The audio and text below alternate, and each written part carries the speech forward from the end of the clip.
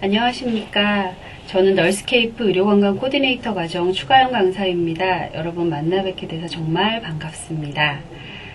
널스케이프 의료관광 코디네이터 과정을 통해서 여러분들께서 그동안 궁금하셨던 점, 또 도움받고 싶으셨던 점, 여러 가지 면을 좀 종합해서 여러분들 몫으로 흡수하는 시간을 가졌으면 좋겠습니다. 아직 의료관광이라는 게 국내에서는 초기 단계이기 때문에 여러분들께서 좀 궁금하셨던 점, 질문하셨던 점도 많을 텐데요. 이 과정을 통해서 여러분들께 좀 더 지식을 전달했으면 하는 바람이 있습니다. 또 이 과정을 통해서 여러 가지 정보들과 더불어 강사님들께서 과정 등을 설명을 잘 해주실 텐데요. 여러분들 의료관광 코디네이터로서 기본 소양을 쌓으시고 또 능력과 필요한 부분들을 캐치하셔서 여러분들 능력도 향상하시고 소양도 함량하시는 시간을 가지셨으면 하는 개인적인 바람이 있습니다. 의료관광이라는 개념에 대해서 좀 말씀드리기 전에 여러분들 의료관광이 무엇인지 아마 들어는 보셨을 거라고 생각을 합니다. 국내에서는 초기 도입 단계이지만 해외 같은 경우는 활성화가 많이 되어 있고 또 국부 창출을 통해서 국부 창출이라는 걸 하기 위해서 그동안 지식경제부나 아니면 한국관광공사 등에서 많은 노력을 해왔습니다. 그러나 지금 국내 현실 상황과 맞지 않아서 그동안 논란만 많이 되고 본격적으로 도입이 되지 않았는데요. 2009년 1월 20일 이명박 정부에서 의료관광이라는 것을 신성장 동력 사업으로 지정을 해서 2009년 5월 1일부터 본격적으로 의료관광이 제외, 동포, 그리고 국내에 거주하지 않는 외국인들에 한해서 허용이 가능합니다.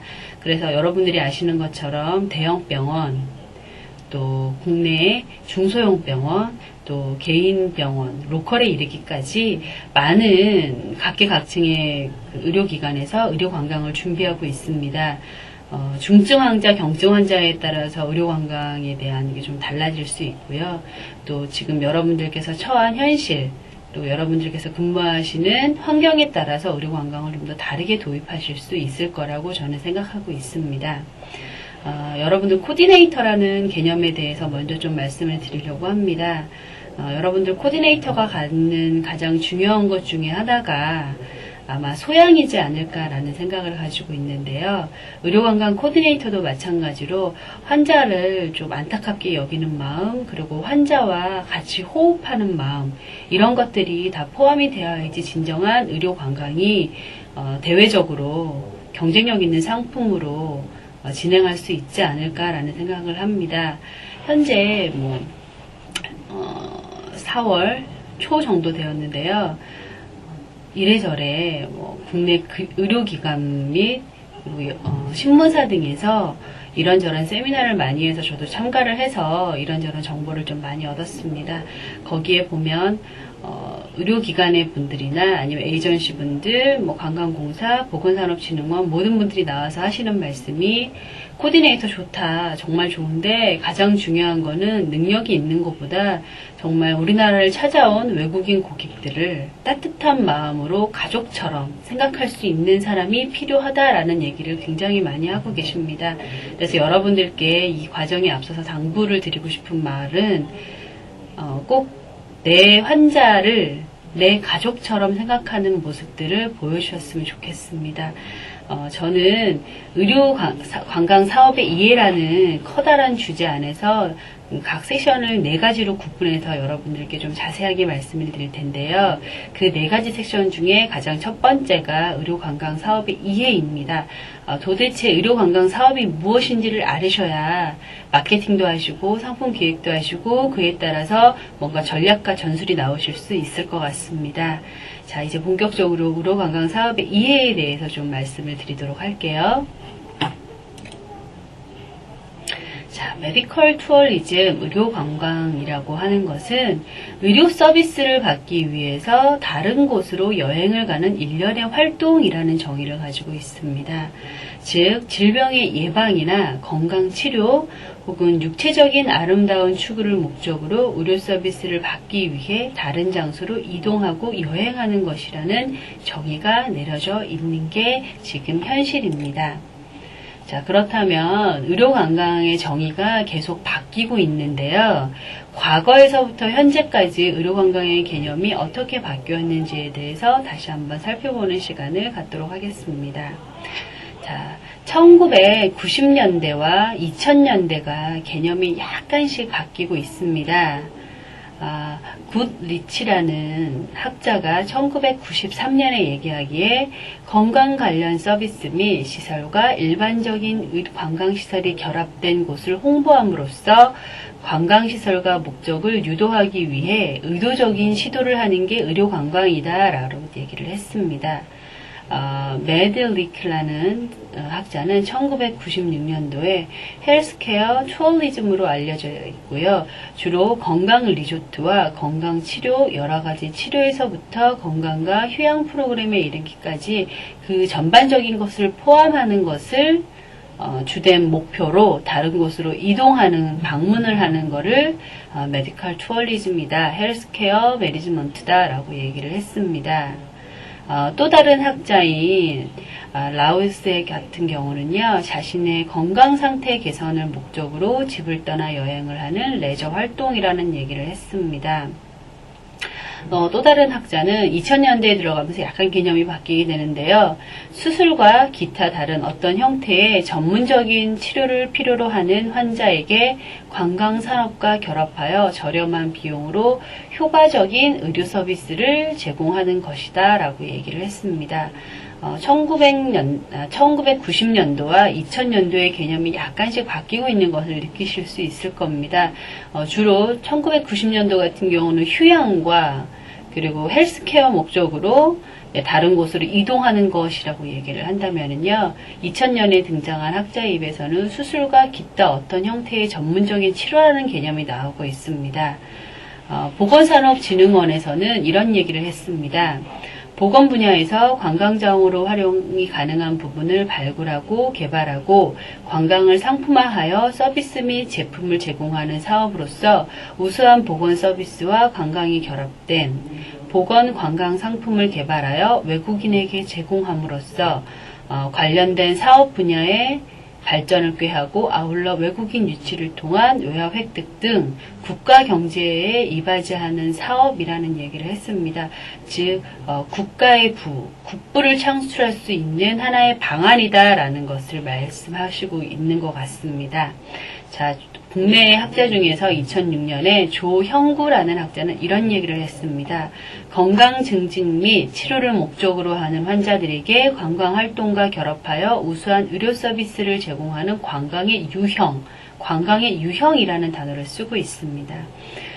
여러분들 많이 들어보셨을 텐데요. 스위스 로잔에 있는 클리닉 드 라프랄이라는 곳이 있습니다.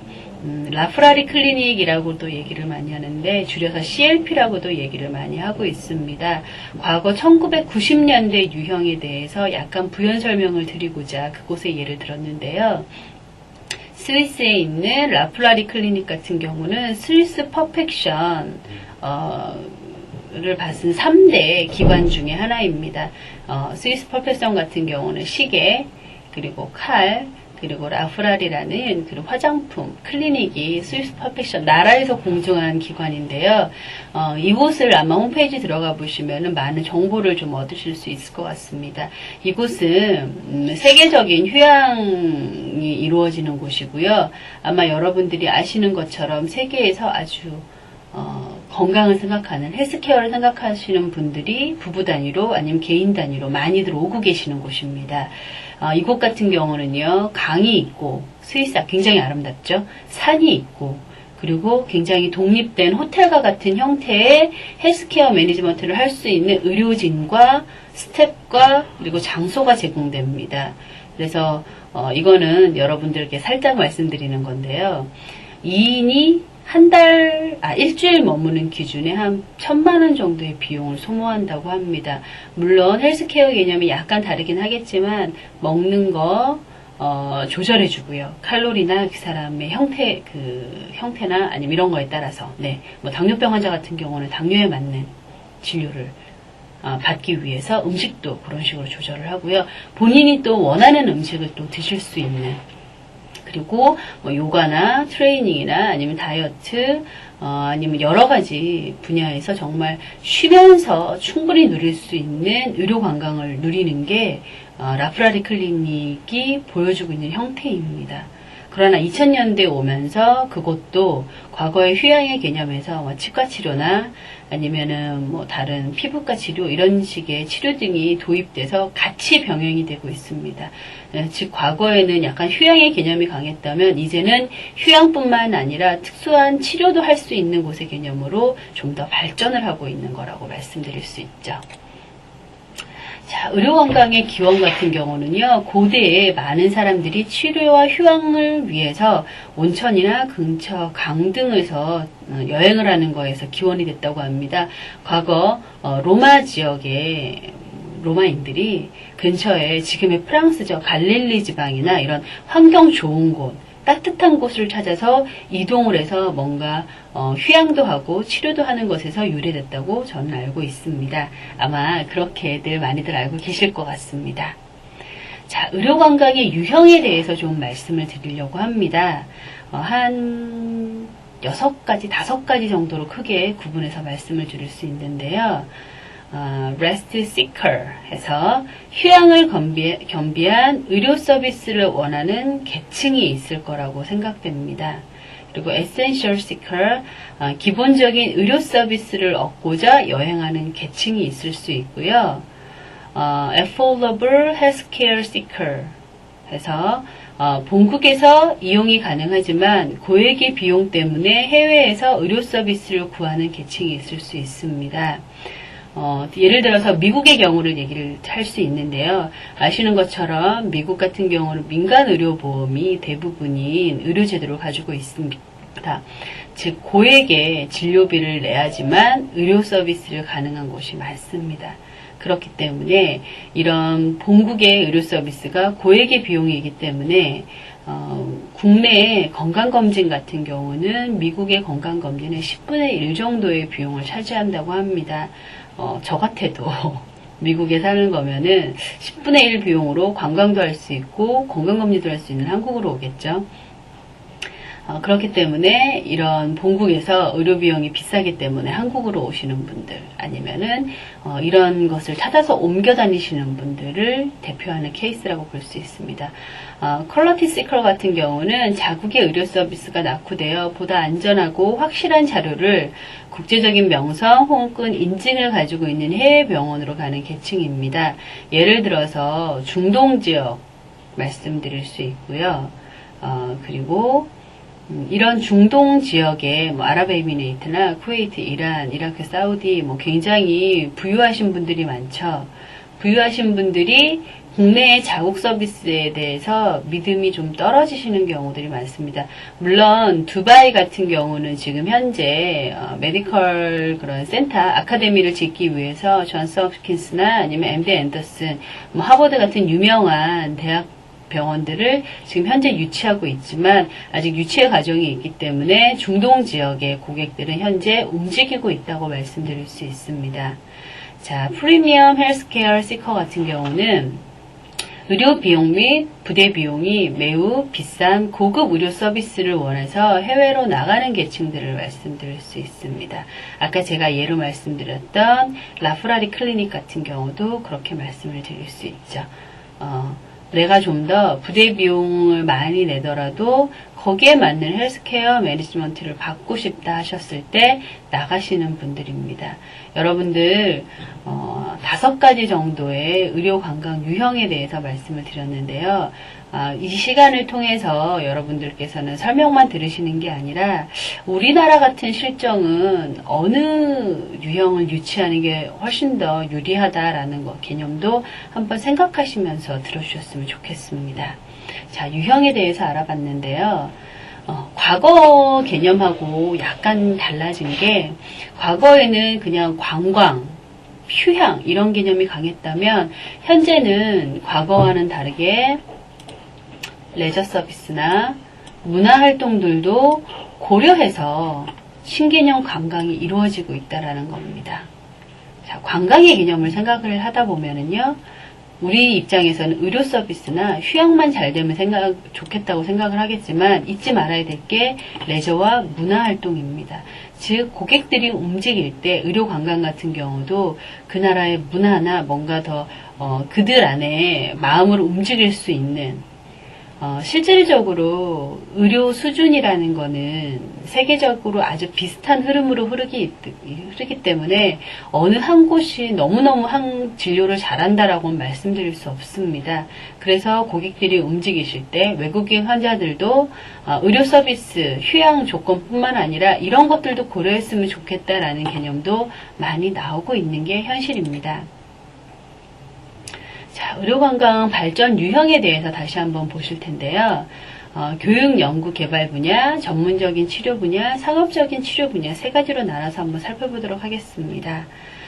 교육, 연구, 개발 분야 같은 경우는 의료기기들, 그리고 물리적인 환경 개발, 다국적 기업 연구기관의 유치, 의료, 생명공학, 벤처 육성 등을 가지고 있고요.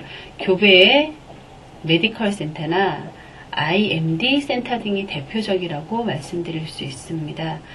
주로 싱가포르이 이런 현상들을 많이 보이고 있고요. 외국계 제약회사나 이런 것을 좀 많이 유치하고 있죠. 네, 전문적 치료 같은 경우는 난치병, 프리미엄을 치료로 하는 유형입니다. 최고의 의료 수준, 해외로부터 진료 의뢰, 해외 의사 연수, 해외 네트워크, 의료 세미나 등을 많이 개최하고 있는 것이고요.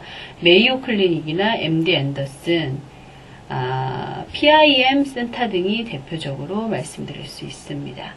상업적 치료 같은 경우는 성형, 미용, 기본적인 수술 등을 위주로 하는 것입니다. 가격 경쟁력이 있거나 관광 및 휴양 연계, 해외 마케팅 에이전시, 국내 관광업계 등이 많이 상업적 치료 분야의 발전 유형이고요. 여러분들께서 아마 다음 시간에도 계속 얘기가 나올 텐데요. 태국, 인도 이런 쪽으로 나오는 부분들을 예를 들어서 말씀을 좀 많이 드릴 것 같습니다. 이렇게 의료 관광 발전의 유형은 연구를 많이 하는 파트냐, 아니면은 내가 전문적인 치료, 예를 들어서 뭐 중증 치료 같은 경우는 암 치료나 아니면 난치병 치료 같은 경우, 아니면 상업적인 치료, 성형이나 미용이나 이런 쪽 치료가 우선이냐에 따라서 유형이 달라질 수 있습니다. 그 달라진 유형의 대표적인 케이스들을 좀 더 말씀드렸고요. 아까 말씀드렸던 것처럼 그렇다면 우리나라에서 의료관광을 할 텐데 내가 소속되어 있는 병원의 장단점은 무엇인가, 그리고 강점과 약점은 무엇인가도 한번 고려해 보실 필요가 있을 것 같습니다. 자, 앞에 말씀드렸던 거를 좀 더 세분화해서 말씀드리도록 하겠습니다. 일반 의료 관광 상품 같은 경우는요, 불특정 다수를 대상으로 하는 의료관광 종합 검진이 많이 들어가게 되겠죠. 온라인 상담이나 이런 의료 상담을 할 수 있는 인프라 구축을 좀 더 많이 해서 시도를 하고 있습니다. 여러분들께서 아마 국내에서도 많이 보셨을 텐데 아마 언론 기관을 통해서도 기사화된 걸로 알고 있습니다. 성형, 미용, 관광 상품 등이 주가 되고 있는 성형이나 미용이나 헤어나 스파 이런 거를 체험할 수 있는 관광객들을 위주로 한 관광 상품들이 있고요. 주로 이거는 개별 관광객 유치를 통해서 많이 진행하고 있는 걸로 알고 있습니다. 휴양형 의료 관광 상품 같은 경우는 동남아가 대표적입니다. 그래서 중국 신흥 계층, 일본의 단카이 세대를 대상으로 해서 휴양형 관광이 많이 하는데요. 일본의 단카이 세대라는 것은 1948년 이후에 출생한 베이비붐 세대라고 말씀드릴 수 있습니다. 지금 현재 일본이라는 것을 경제대국으로 우뚝 세워놓은 그런 경제의 주체가 되고 있는 세대들을 저희는 단카이 세대라고 부르고 있습니다. 여러분들께서도 겨울 연가에 열광하는 여성분들을 보신 적이 있을 텐데요. 그런 여성분들, 그리고 국내에서도 아마 이렇게 쇼핑을 많이 다니시는 이렇게 나이가 지긋하신 분들 중에 대부분이 단카이 세대라고 저희는 말씀을 드리고 있습니다. 한류 의료 관광 상품 등도 있습니다. 대장금 한방 헬스케어 투어, 그리고 한류스타와 연계한 성형 미용 상품 등이 있는데요. 관광공사에서도 뭐 상해 같은 경우는 미스 홍콩 출신 이런 분들을 대표로 내세워서 한류에 대한 거를 좀 많이 홍보를 하고요. 그리고 일본 분들 같은 경우는 저희 나라 한약을 한방 주스, 왜냐하면 팩에 들었기 때문에 그거를 또 한 번씩 마시는 걸 되게 좋아한다고 얘기를 하더라고요.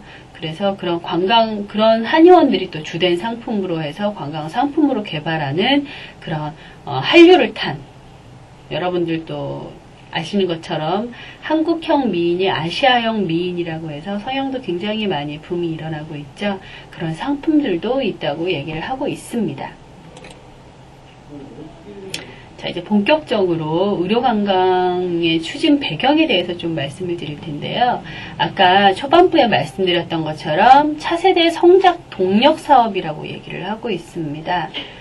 그래서 싱가포르나 태국, 인도 이런 국가들은 의료관광을 국가적 사업으로 접근하고 있습니다. 싱가포르 같은 경우는 싱가포르 메디슨 센터 등을 아예 국내외를 아우르는 국가센터에서 아예 만들어가지고 진행을 하고 있죠. 네, 국내외 에이전시를 다 아우르고 있습니다. 그리고 뭐 말레이시아, 두바이, 그리고 헝가리 이런 곳들도 이제 국가 사업 중에 하나로 선택해서 뭔가 진행을 하고 있는데요. 이에 맞춰서 아까 말씀드린 것처럼 2009년 1월 21일 날 이명박 정부에서 차세대 성장 동력 사업으로 꼽으면서 과거에도 이런 논란이 많이 되고 있지만 이제 본격화될 수 있는 배경을 만드는 거죠. 그리고 우리나라 같은 경우는 우수한 의료 서비스 수준 및 가격 경쟁력이 있습니다.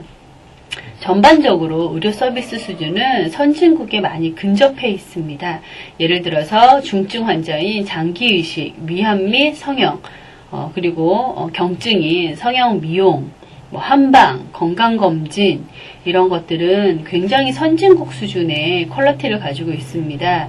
한국 보건산업진흥원에서 조사한 바에 의하면은요, 미국 미용, 성형 분야는 평균 기술 수준이 미국이 100점으로 봤을 때 대한민국 같은 경우는 한 90점까지는 가고 있다라는 설문조사 결과를 제가 본 적이 있고 실질적으로 2006년 자료로 발표를 했었습니다. 또 가격 경쟁이 있어서 선진국보다 훨씬 우월하다고 말씀을 드릴 수 있는데요. 처치 기술이나 처치술이나 수술비는 미국 대비 10분의 1 정도의 비용, 일본 대비 5분의 1 정도의 비용으로 가능하다고 합니다. 굉장히 매력적이지 않을 수가 없죠.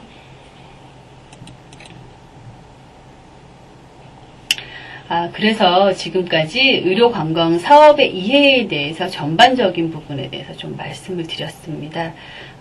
왜 우리나라 의료관광이라는 이런 커다란 이슈가 지금 현재 어떠한 방향으로 흘러가고 있는지, 또 과거에는 어떠한 이력에 따라서 의료관광이라는 게 이해가 됐는지 여러분들이 조금 아셨을 텐데요.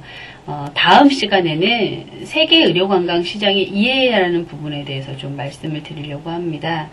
세계 의료관광 시장의 이해, 국내 의료관광 시장의 이해, 둘 다 알아야지 지금 현실에 우리가 어떻게 처해 있고 앞으로 발전 방향이 어떻게 나가 있고 선진국들은 어떠한 방향으로 진행하고 있는지에 대해서 아실 수 있을 것 같습니다. 네, 첫 시간은 여기서 마무리하도록 하고요. 저는 다음 시간에 뵙도록 하겠습니다. 감사합니다.